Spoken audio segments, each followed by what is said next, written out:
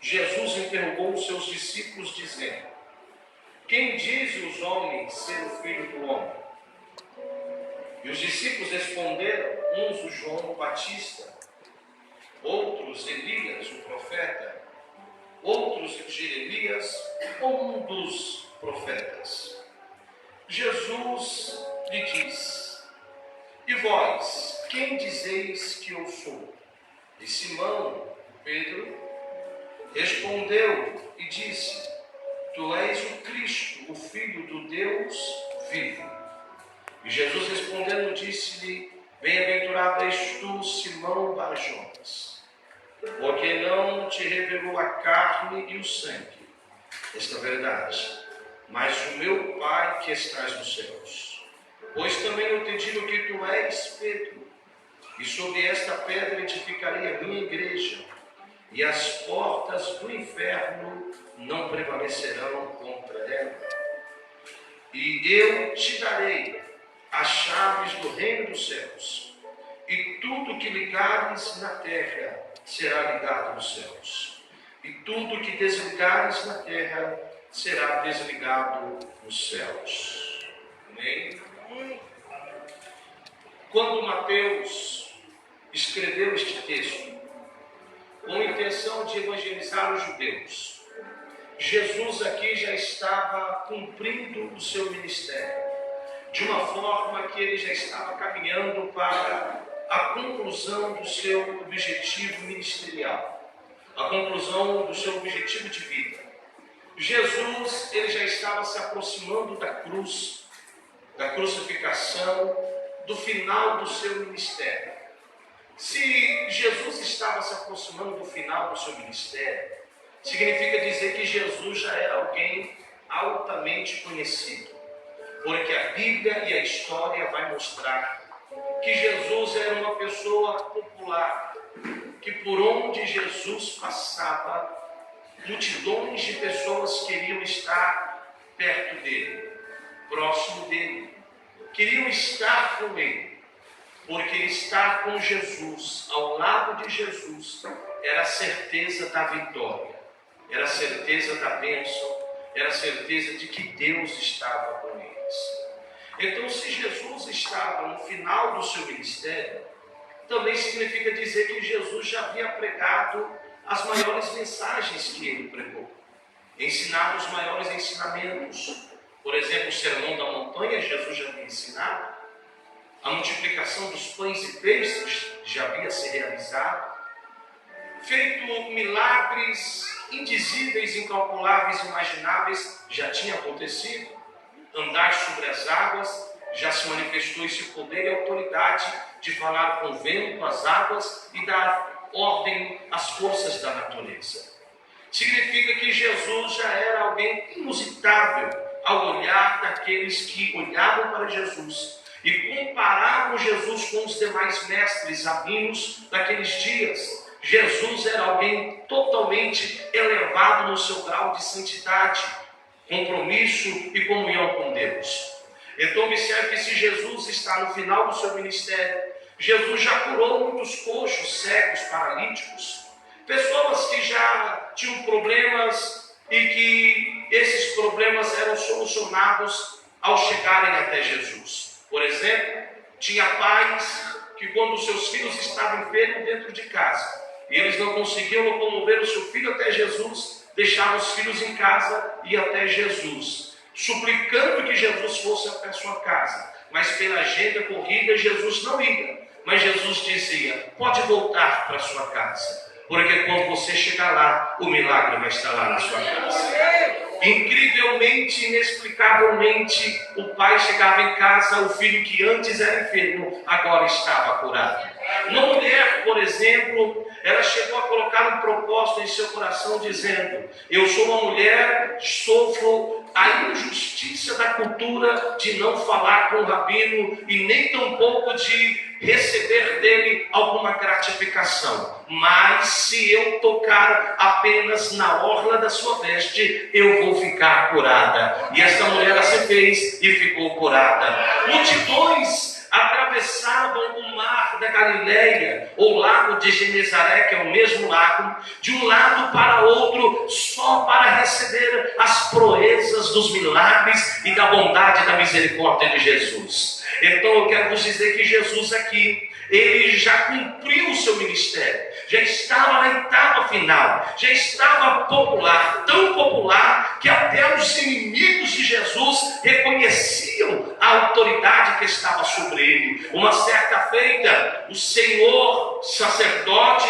daquela época, Anás e Caifás, mandou prender Jesus, mandou a guarda sacerdotal e prender Jesus. E quando os guardas ali foram para prender, Jesus estava ministrando a palavra, ensinando a palavra. A palavra foi tão forte naquele dia que os soldados pararam para ouvir o ensinamento de Jesus. Depois que Jesus terminou de pregar, eles voltaram com as mãos vazias, porque não levaram Jesus, mas voltaram com o coração cheio da palavra de Deus. Quando diante do sacerdote foi perguntado onde está Jesus, eles responderam: chegamos até Jesus, mas não podemos prendê-lo. Por quê? Perguntou o sacerdote. Porque Jesus estava pregando e as suas palavras eram como vida, entrava em nós e sentimos a paz dentro do nosso ser. Assim era Jesus, tinha muita autoridade. Então observe que Jesus aqui, ele está na região próximo do Líbano.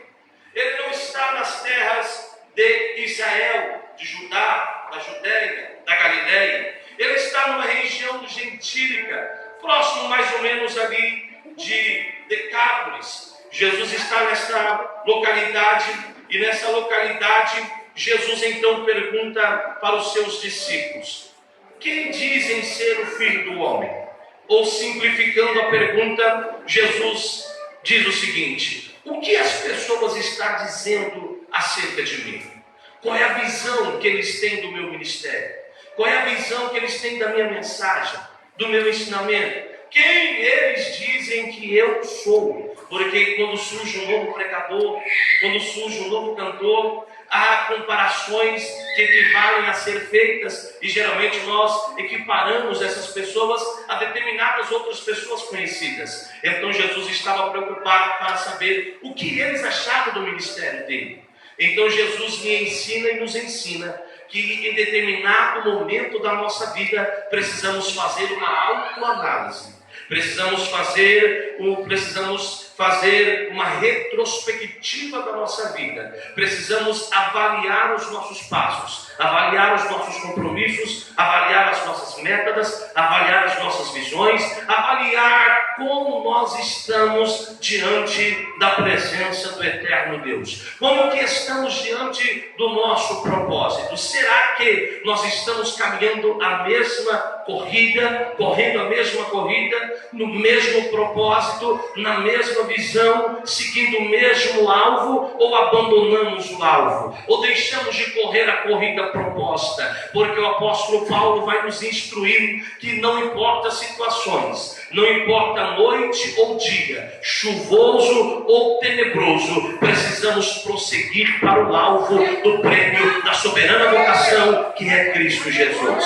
Então Jesus nos ensina que devemos fazer uma autoanálise da tua vida. Se for lhe dado um espaço de tempo hoje, agora, nesse instante, para você fazer uma autoanálise da tua vida, e para você pensar do dia que você aceitou a Cristo, do dia que você entendeu que Jesus é o Senhor e Salvador da tua vida, até o dia de hoje, a sua fé é a mesma? A sua fidelidade é a mesma? O seu propósito de permanecer fiel a Deus é o mesmo, ou você mudou? É isso que Jesus está nos ensinando, é isso que Jesus quer que fazemos. Então Jesus faz uma autoanálise do seu ministério, e Jesus convida os discípulos para irem no meio da multidão. E Jesus diz aos discípulos: vai no meio da multidão, pergunte para eles o que eles estão achando do nosso ministério. E os discípulos, eles no meio da multidão começam a visitar os grupos que existiam no meio da multidão. E um grupo é perguntado: o que você achou do nosso mestre?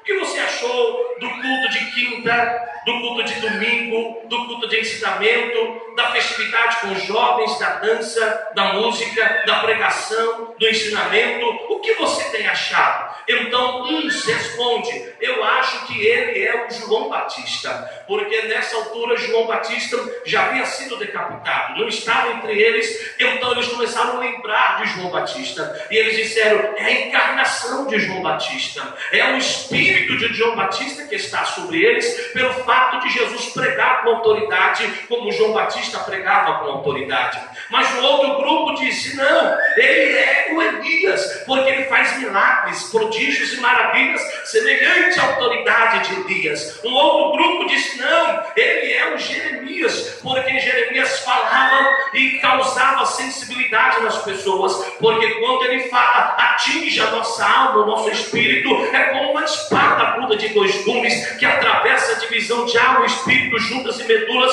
e apta para definir as intenções do coração e o pensamento humano. Então ele é o Jeremias. Mas o outro grupo disse: não, ele não é nem João Batista, nem Elias e nem Jeremias, ele é um grande profeta que nós não sabemos equiparar. Eles achavam que Jesus era todos os profetas, menos que Jesus era Deus, menos que Jesus era o Senhor. Então eu percebo que as pessoas estavam com dificuldade de entender quem era Jesus, estavam com dúvidas acerca de Jesus, estavam confusos acerca de Jesus. E eu percebo neste texto que tão confusa estava aquela multidão como a multidão dos dias de hoje. Não sabe quem é Jesus, não conseguiu entender o propósito de Jesus, não conseguiu entender o ministério de Jesus, o propósito divino de Deus Pai, Deus Filho e Deus Espírito Santo. Porque tem pessoas que vêm a Jesus, à igreja, ao templo, ao culto, atrás de Jesus, pensando que Jesus é o santo casamenteiro. Só vem em busca de um casamento, só vem em busca de um relacionamento,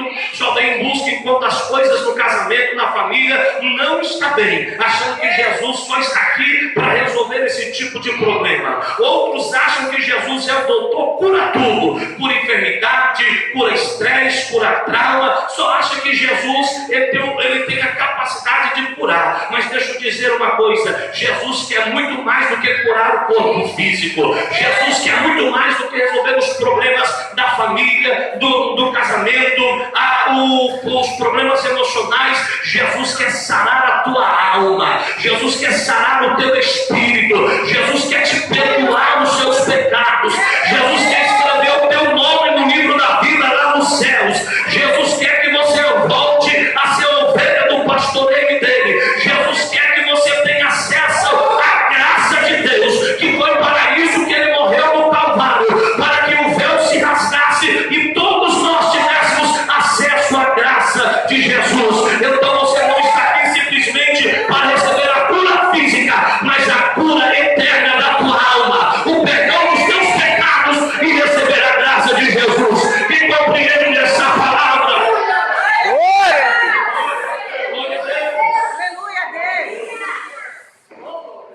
Jesus, para mim, pastor Genival, faz a pergunta mais difícil que poderia ter feito aos discípulos. Jesus percebe que a multidão está confusa, então Jesus deixa a multidão e ele se preocupa com os discípulos. E Jesus pergunta aos discípulos: e vocês que convivem comigo, que andam comigo, se assentam comigo, se alegram comigo, choram comigo, quem dizem que eu sou? A função do discípulo e do mestre é muito simples. O mestre, ao escolher os discípulos, ele não tem na mentalidade de ensinar a palavra aos discípulos, a Torá, propriamente dito, as 5 leis, os 5 livros da lei, o Talmud, que é os livros poéticos e históricos, que é a Bíblia do Antigo Testamento.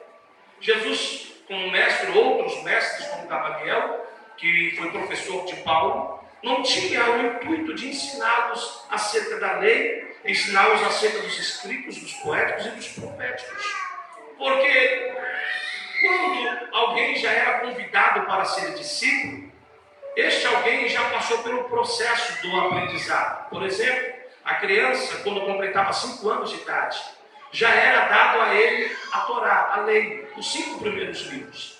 Aí a criança deveria ler, decorar, dos 5 anos até os 8 anos de idade, os 5 livros da lei. Já deveria falar, já deveria se expressar pausadamente toda a lei. Os melhores dessas crianças dos 8 anos de idade, que já conheciam a lei, eram dados a eles a oportunidade de passar pelo Sebate, que era a oportunidade de conhecer os poéticos escritos e os históricos, ou seja, a Bíblia do Antigo Testamento, que era o livro de Josué até o livro de Malaquias. Então, eles estudavam dos 8 anos até os 12 anos. E os melhores desses que estudavam dos 8 aos 12 anos, eles eram selecionados até os 15 anos de idade para serem discípulos de um mestre. Então, quando o mestre já convidava alguém para ser discípulo, esse discípulo já conhecia toda a lei, já conhecia os escritos, os poéticos, os proféticos. Então você já compreendeu que quando alguém já era discípulo de um mestre, já conhecia a Bíblia de cor. E aqueles que não conheciam, e aqueles que não conseguiam decorar, examinar, a eles eram dado a força do trabalho. A esses trabalhavam como pescador, como Pedro era. Trabalhavam como carpinteiro, como açougueiro, sapateiro, enfim, as profissões que existiam na época. Então, quando o mestre convidava um discípulo, o mestre já sabia que o discípulo conhecia a lei. Então eles não iriam ensinar a lei. O que o mestre iria passar? Ia passar o jugo dele. Por isso que Jesus disse: aprendei de mim, que sou manso e humilde de coração, e encontrareis descanso para as vossas almas, porque o meu jugo é suave e o meu fardo é leve. O jugo é a tática de interpretar a lei, a tática de interpretar os escritos proféticos e os históricos. Então, quando Jesus convida os discípulos, Jesus está dizendo: eu quero que vocês observem os meus passos. Porque a finalidade do discípulo era seguir os passos do mestre e um dia tornar semelhante ao mestre. Um dia ser igual ao mestre. Então o discípulo tinha por obrigatoriedade conhecer por detalhe o mestre. O mestre olhou, o discípulo já sabia o que o mestre queria. O mestre abaixou a cabeça, levantou a cabeça, entrou ou saiu. O discípulo deveria conhecer o pensamento do mestre, as intenções do mestre, os desejos, o paladar, saber o que ele gostava. Por isso que Jesus faz essa pergunta: e vocês? Quem dizem que eu sou? Porque a sua finalidade é me conhecer. A sua finalidade é saber quem eu sou. E quando Jesus pergunta, Jesus quer saber se os discípulos conhecem ele, saber se os discípulos entenderam quem é Jesus. Então a Bíblia vai dizer que quando Jesus pergunta, todos se calam. Nem a multidão sabe quem é Jesus, e nem os discípulos sabem quem é Jesus. Porque a visão que eles têm de Jesus é um Jesus filho de Maria. A visão que eles têm de Jesus é um Jesus carpinteiro, filho de José. A visão que eles têm de Jesus é de um Jesus que tem que parar no poço para descansar porque está cansado. A visão que eles têm de Jesus é de um Jesus que come pão e bebe água como eles. A visão que eles têm de Jesus é um Jesus que sente fome, sede, frio, que tem os mesmos sentimentos, desejos e necessidades como todos eles. Quando Pedro olha para Jesus, Pedro não vê um divino, mas vê um homem. Dá para imaginar que quem está sentado do seu lado é Deus? Dá para imaginar que quem está conosco é Deus? Os discípulos não tinham essa visão, porque a roupa de Jesus era tão suja quanto a roupa dos discípulos. A pele de Jesus era uma pele obscura, tão quanto a pele dos discípulos. É por isso que todos olham e eles só veem o lado humano de Jesus. Mas Deus, pela sua infinita misericórdia, abre os céus e derrama do teu Espírito antecipadamente sobre Pedro. E Pedro é cheio do Espírito Santo. E quando Pedro é cheio do Espírito Santo, os seus olhos são abertos, a sua mente é esclarecida, ele passa a ter visões espirituais. E quando ele tem visões espirituais, ele olha para Jesus. Ele não vê o filho de Maria apenas, mas ele vê o Deus de Maria. Ele não vê o filho de José, mas ele vê o Salvador de José.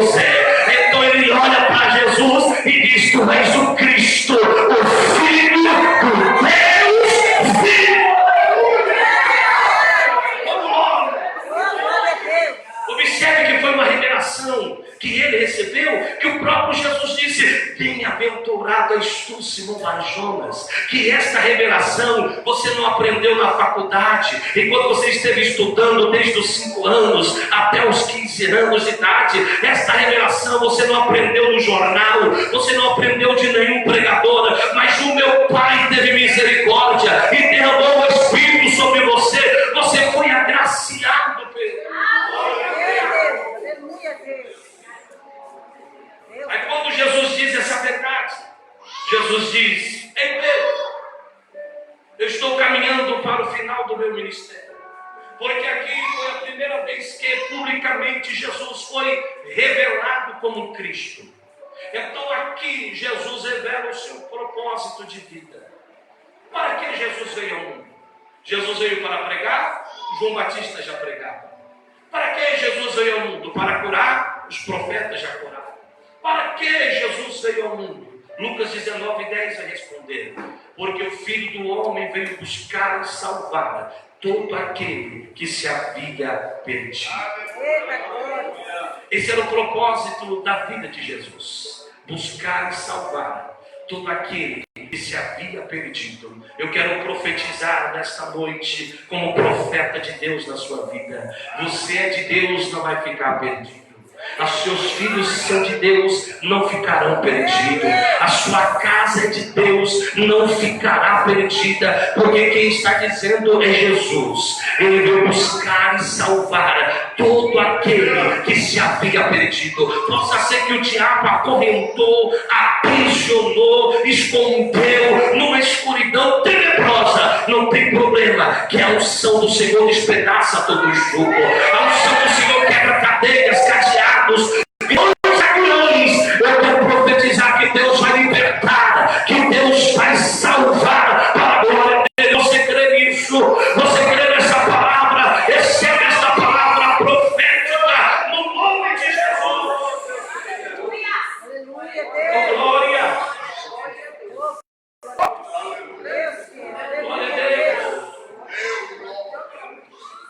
Então Jesus, ele olha para Pedro e diz: tu és Petros. Numa linguagem grega, tu és pedra pequena. E sobre esta pedra, rocha de esquina, angular, edificarei a minha igreja. E as portas do inferno não prevalecerão contra ela. O que Jesus está dizendo é: daqui uns dias eu vou para Jerusalém. Daqui uns dias eu vou ser acusado falsamente. Eu vou ser preso injustamente. Eu vou ser sentenciado. Vou ser crucificado. Vou morrer. Vou ressuscitar. Vou para o meu Pai. Mas a obra que eu iniciei, vocês deverão dar continuidade até a minha volta. Foi para isso que Jesus criou a igreja. Jesus não criou a igreja para ser simplesmente um órgão bonito dentro da sociedade. Jesus não criou a igreja para ser um braço político ao favor de alguém que quer se beneficiar com a força social da igreja. Jesus criou a igreja para dar continuidade na obra que ele iniciou, que é salvar esta humanidade, que é perdoar os pecados alheios. Jesus conta com você para essa tarefa. Jesus conta com você para essa tarefa. Quem está compreendendo que Jesus conta com você para essa tarefa? Pega no ombro de alguém assim e diga: Jesus conta contigo. Ele conta contigo. Ele conta contigo. Você é a igreja do Senhor Jesus nessa terra. Se somos igreja, somos representantes de Jesus. Se somos representantes de Jesus, temos autoridades concedidas e dada por Jesus para realizar essa proeza, para realizar essa obra. Glória a Deus. O que me chama a atenção é que quando Jesus inaugura a igreja, eu preciso pensar onde Jesus está quando ele inaugura a igreja. Jesus está na região do Líbano, como eu vos disse. Jesus está em Cesareia de Filipe. Cesareia de Filipe fica um lugar ali na Galileia, ao norte de Israel. Existem duas Cesareias na Bíblia, geograficamente dizendo. A Cesareia Marítima, que fica lá na saída do Golfo Pérsico, já saindo para o mar Mediterrâneo, e a Cesareia de Filipe, que fica ao norte. Cesareia de Filipe é um local muito bonito, contém muito verde, contém um bosque, umas árvores, e neste local também tem uma nascente de água, uma água pura, boa, agradável para se beber. Essas águas, ao descer e atingir grandes velocidades, transformam-se num rio, que é o Rio Jordão, é o rio que cruza toda a terra de Israel. Por ser essas águas que dá nascente ao Rio Jordão, este local de Cesareia é um local muito desejado. Naquele lugar, naquela terra, naquele contexto histórico, água é riqueza, é fortuna. Então este local, Cesareia de Filipe, historicamente dizendo, foi um local de constantes guerras bélicas, para saber quem seria o senhor daquelas terras. Porque quem dominasse Cesareia, dominasse toda aquela planície. Quem tinha o poder daquela terra, tinha o poder das demais terras, porque controlava a água é vida, controlava as demais pessoas. Então observe que Cesareia de Filipe, antes de ser Cesareia de Filipe, tinha um outro nome historicamente, porque Cesareia de Filipe foi um nome dado pelos romanos. Mas antes dos romanos, os bárbaros dominaram este local. E os bárbaros, quando dominaram este local, colocou o nome deste lugar de Penéias, baseado na origem deste local e no Deus existente antigo, o primeiro Deus que era adorado naquele lugar. Então o nome era de Penéias porque existia um Deus ali que era adorado como Pan. Então, por causa de um Deus chamado Pan, se deu origem à cidade Penéias. Então observe que a cidade antes era Penéias por causa de um Deus chamado Pan. Aí vieram os romanos. Os romanos conquistaram este local. Herodes o Grande conquistou este local. E como Herodes ele foi dado para ser rei em toda a Judéia, em homenagem ao seu senhor, imperador César Augusto, então ele coloca o nome de Cesareia, para que todas as pessoas que fossem a Penéia deveria adorar a César, deveria louvar a César, deveria tributar honras e louvores a César. Então, de Penéias passou-se a Cesareia. Então agora esta cidade é uma cidade chamada Cesareia, em homenagem a César Augusto. Só que Herodes o Grande morre, falece. Em seu lugar assume o reinado Herodes Filipe, seu filho. E Filipe, ele percebe que multidões vão ali a Cesareia para ver os locais, as nascentes do Rio Jordão, e adoram a César, e louvam a César. E não dizem o nome dele, não louvam a ele. E para que ele possa se imortalizar na história, o que ele faz? Ele não pode mudar o nome da cidade, porque o nome da cidade é reverência ao imperador César. Então ele altera o nome da cidade, ele acrescenta o nome da cidade. Ele mantém César, mas ele coloca o próprio nome dele. Então ele coloca Filipe, ou seja, vai ter que adorar a César, mas vai ter que adorar Filipe também. Então o nome da cidade é Cesareia de Filipe, ou seja, vai adorar a César e vai adorar a Filipe. Já deu para perceber que este local é um local onde se adora a homens e não a Deus. É um local de concentrações de divinos que são adorados naquele local. E fora esses homens que são adorados, existiam algumas grutas, cavernas que existem até hoje lá. E dentro dessas grutas, dessas cavernas, eram adorados outros deuses, porque os gregos, que foram dominados pelos romanos, eles adoravam muitos deuses. E eles adoravam deuses ali dentro dessas grutas. Um deles era Pan e muitos outros. Então, Cesareia de Filipe era um panteão de deuses. Era um local onde se adoravam muitos deuses. E quando Jesus ele está neste local agora, de frente para Cesareia de Filipe, um local que adora a deuses, a homens, um local que adora a estátuas, a deuses pensados, imaginados pelos homens, com ideologias humanas e outras coisas mais. Jesus está diante dessa Cesareia, diante desse monte de deuses. Jesus está proferindo uma profecia, e essa profecia se cumpre na íntegra. Jesus está dizendo: eu edificarei a minha igreja, e as portas do inferno não prevalecerão contra ela.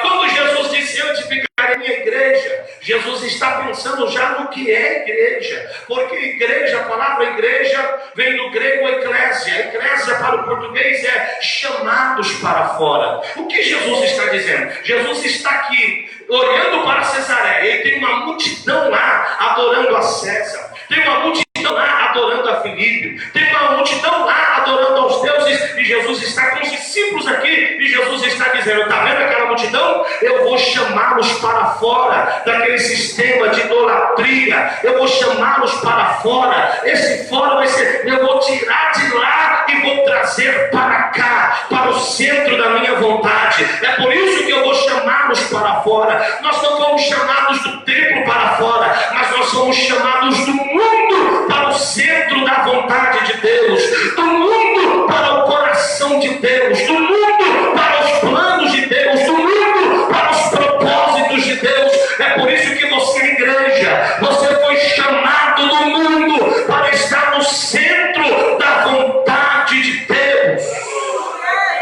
E Jesus sabe muito bem que quando Ele chama você, o diabo não vai cruzar os braços, o diabo não vai ficar de esquina, chorando engano, dizendo: ela era minha, ela me servia, ela cantava minhas músicas, dançava minhas danças, bebia as minhas bebidas, praticava as orgias, ela fazia com que desagradava a Deus, agora está lá na igreja. Não, a Bíblia diz que o diabo brama, ruge como um leão, tentando buscar alguém para tirar dos caminhos do Senhor, para roubar a tua fé, roubar o teu compromisso com Deus, roubar a tua intimidade com Deus, roubar a tua comunhão com Deus. O diabo quer te esfriar, ele quer te matar, ele quer te devorar, mas o Senhor Jesus, ele disse: eu vou edificar a minha igreja, mas tem uma coisa: as portas do inferno não vai prevalecer contra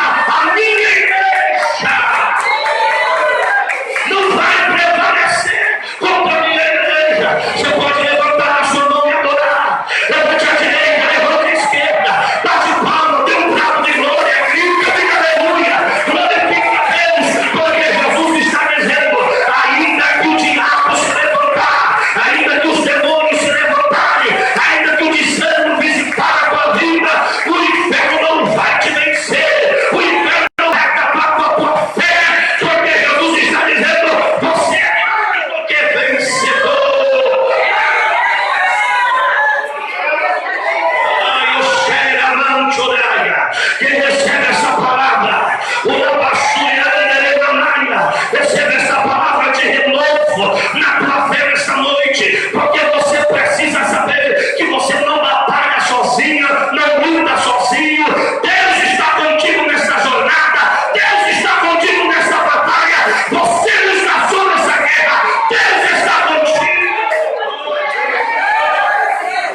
Ai, Suramandaias, oh glória, a presença de Deus já está aqui nessa noite. Quando Jesus está dizendo, querido companheiro, as portas do inferno não vão prevalecer, é porque Jesus está vendo vários caminhos que levam até as grutas onde os deuses ali estão. As pessoas, para adorar os deuses, tinham que passar por esses caminhos, por essas trilhas, e essas trilhas chamavam-se portais que dão ao inferno, ou portais do inferno. Então Jesus está dizendo: pelo caminho do inferno que você passou e Deus te tirou, você não vai voltar mais por lá, você não vai retroceder, você vai continuar. Não, eu estou profetizando que não força ou sem força, você vai continuar, animado ou desanimado, você vai continuar, porque Deus é contigo.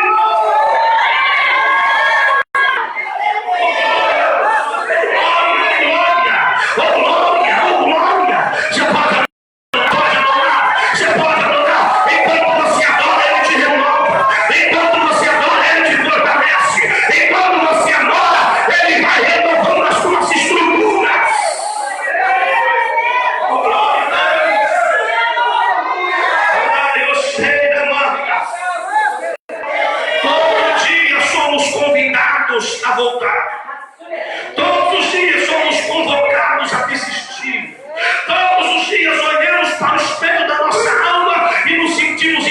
incapacitados e nos sentimos fracos e queremos desistir, mas no seu calendário de vida, diga a palavra de existência, porque Jesus te chamou para prosseguir para o alto.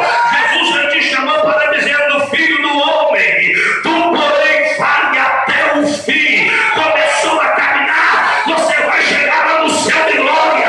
Dá um bravo ao cordeiro. O teu nome não vai ser extinto no livro da vida. O diabo quer tirar o teu nome do livro da vida do cordeiro, mas Deus nessa noite está dizendo: não há borracha de Satanás que apara o nome do livro da vida e do cordeiro.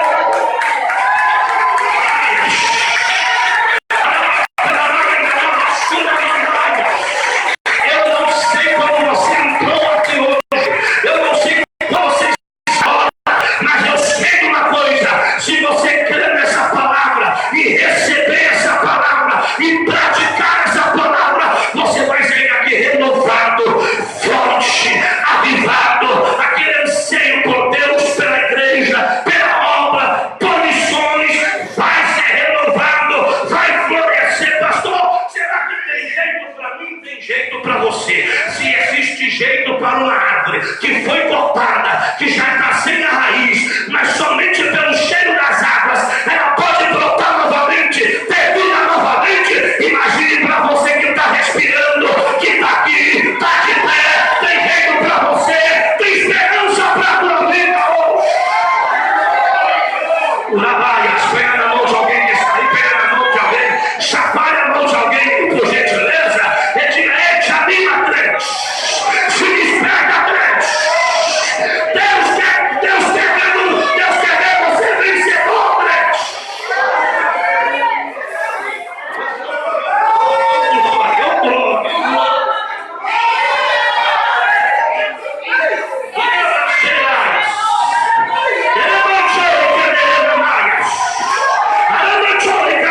Levante a tua mão para adorar por alguns segundos. O céu se faz presente. O céu está aberto a que receba agora o renovo vindo da parte de Deus agora. Se você não batizar o Espírito Santo e com fogo, comece a dar glória. Receba o batismo agora. Comece a falar em línguas dos anjos, em línguas espirituais, em cantos espirituais nessa noite. Ei, você é profeta, profetiza. Deus te chamou.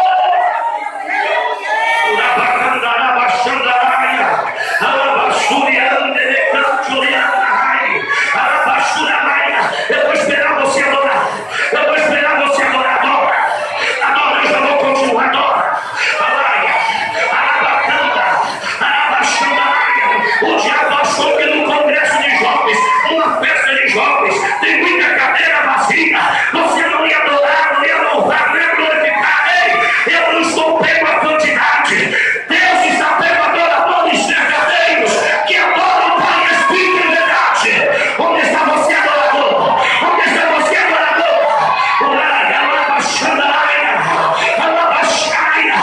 Bombardeia o inferno com teu glória. Bombardeia o inferno com a tua adoração. Com teu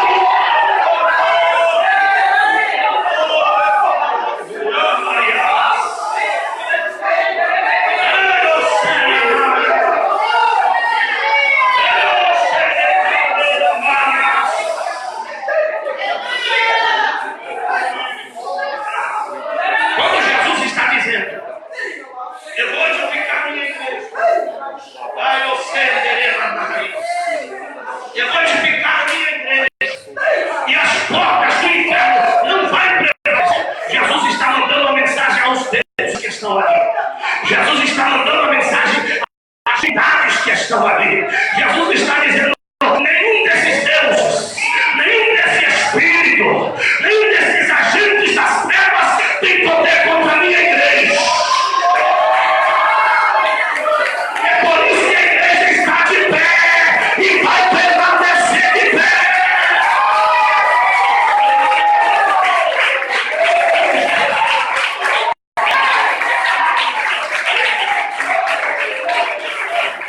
Até o arrebatamento a igreja vai permanecer de pé. Até a volta de Jesus você vai permanecer louvando e adorando o nome bendito de Jesus.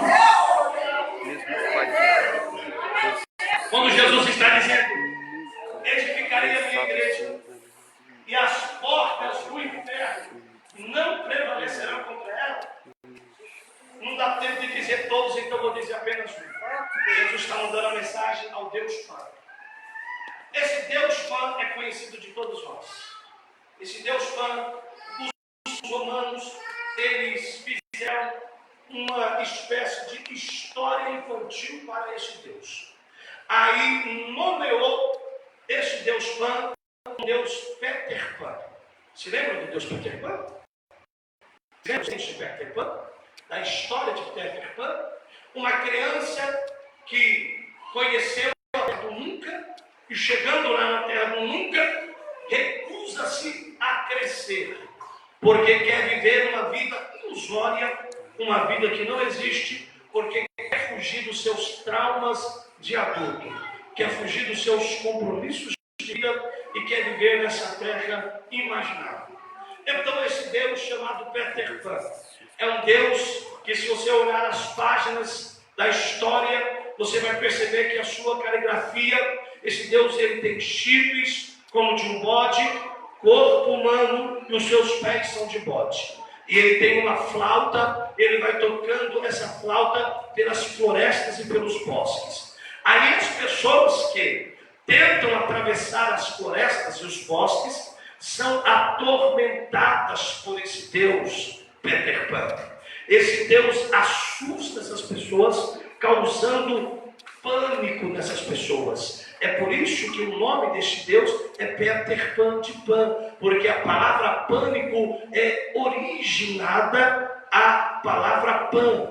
Pan deu origem à palavra pânico. E pânico, se você observar, é a ação que esse espírito das trevas, esse Deus Pan, tem amedrontado as pessoas até o dia de hoje. Nunca se ouviu falar em tanto pânico como nos dias de hoje. E uma das síndromes do pânico é a depressão. A depressão é um agente deste Deus chamado Peter Pan. Nunca se ouviu falar em tanta depressão. Parece que estar depressivo está na moda. Parece que postar no Instagram, no Face, no WhatsApp: eu estou meio depressivo, estou meio para baixo, eu estou para lá de Bagdá. Parece que está na moda você postar que está depressivo, porque quando você posta que está depressivo, ao ficar dizendo: coitado, tadinho dele, tadinho dela, vamos orar, vamos ajudar, já não está fazendo mais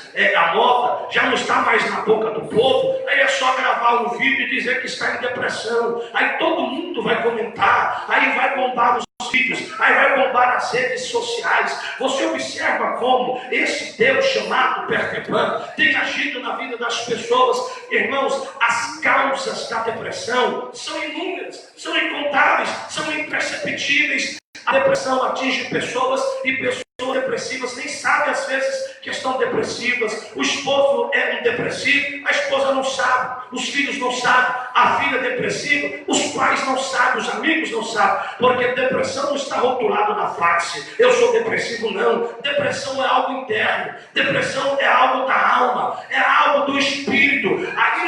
Ainda que existem belos e preciosos, habilitados psicólogos que tentam resolver e ajudar pessoas com esses problemas, ainda é insuficiente, porque o homem não consegue atingir a alma, a essência, a personalidade, o subconsciente, o que acusa, o que atinge essas pessoas. Então é por isso que a depressão tem causado um estrago muito grande. A depressão pode ser ocasionada, por exemplo, por questões trabalhistas. A pessoa perdeu o emprego, não consegue se enganjar naquela vaga de emprego, naquele trabalho, então fica depressivo, porque abaixou o salário, tem que mudar de profissão. Também a depressão é ocasionada também por um descontentamento conjugal. Às vezes tem pessoas que não conseguem se reconstruir por causa de uma separação, por causa de uma crise familiar, de uma crise emocional, de uma crise pessoal. Aí vem a depressão vem por causa de ansiedade. Então tem pessoas que vai sofrendo inúmeras ações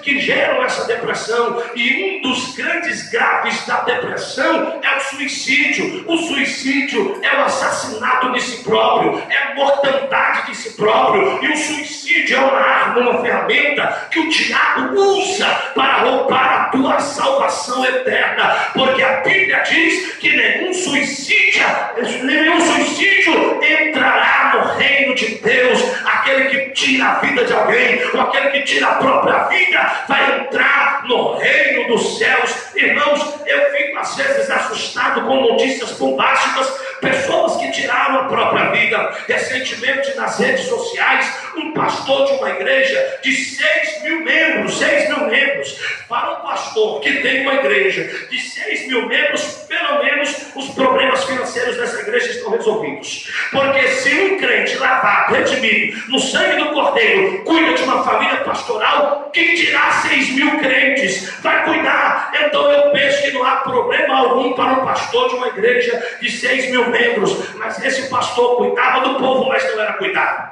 Ele alimentava o povo, mas não era alimentado. Ele sarava o povo, mas não era sarado. Um dia chegou em casa e tirou a própria vida, se suicidou-se. Recentemente, aqui na Zona Sul, um pastor de uma igreja conhecida, que não convém dizer o nome, um dia ele chegou na sua casa, na própria escada, pegou a sua gravata, que saiu do culto de Santa Célia no domingo pela manhã, e se enforcou e morreu.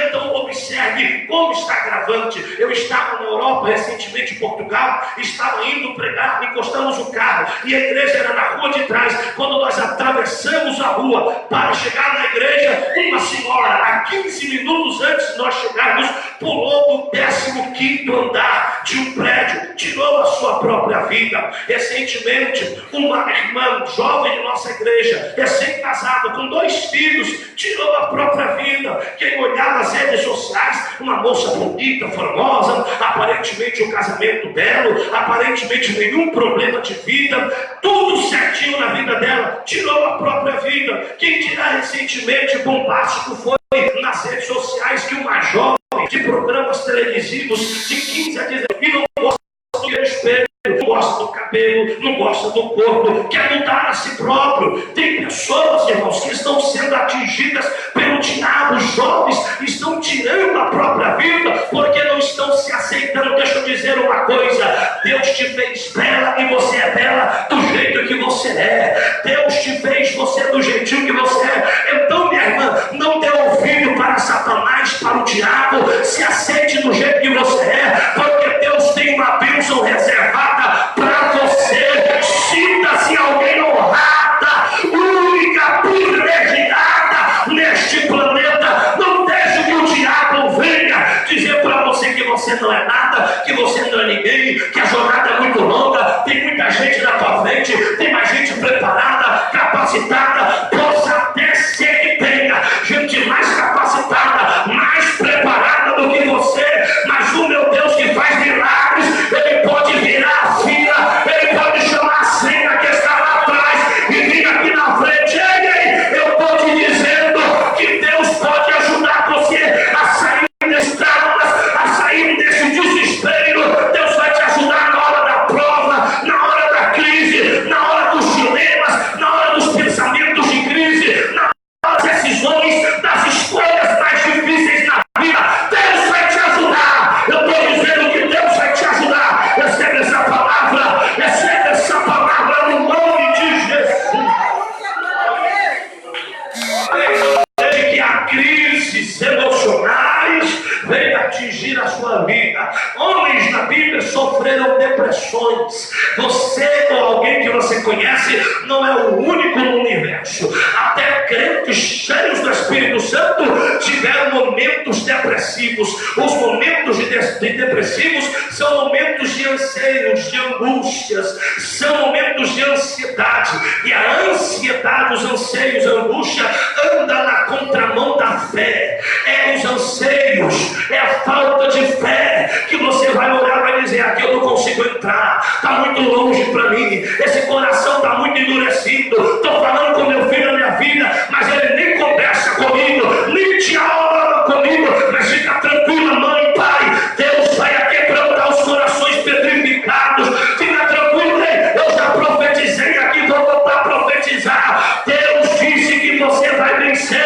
e você vai vencer, e a tua casa vai vencer em nome de Jesus.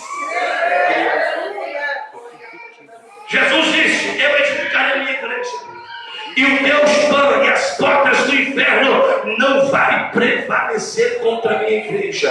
Por que não vai prevalecer? Porque tudo que for ligado aqui na terra é ligado lá nos céus.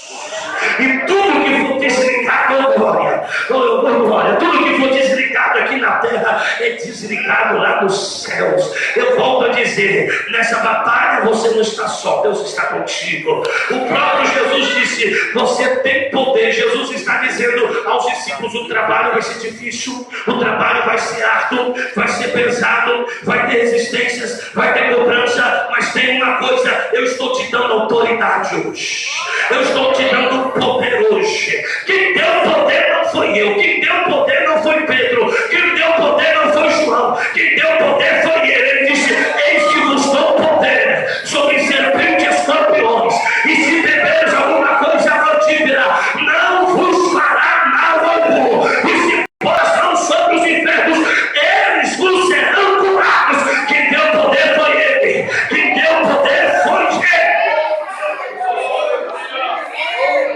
Então você pode fazer uma oração de autoridade. A oração de autoridade você pode tanto desligar. Você pode desligar aqui na terra as enfermidades que assolam o teu corpo, as enfermidades que assolam a tua alma, as enfermidades que assolam o teu espírito. Você pode desligar aqui na terra essa falta de fé, essa incredulidade, essa incerteza. Você pode desligar aqui da terra a angústia, a depressão, a insônia, esses medicamentos que você precisa tomar para poder dormir. Você pode desligar tudo isso aqui na terra. Deus te deu poder através de Jesus. Você crê nisso? Quem crê nisso? E você pode ligar aqui na terra. Eu ligo na saúde, no meu corpo espiritual, saúde física, saúde espiritual. Você pode ligar aqui na terra. Você pode ligar o teu filho, ser o melhor profissional da empresa que Deus vai abrir, porque ele já está naquele trabalho. Você pode ligar o que você quiser aqui na terra, porque Jesus, ele não disse: olha, quando você ligar uma alma lá no céu vai ser ligado. Não, Jesus não disse isso. Jesus disse: tudo que você ligar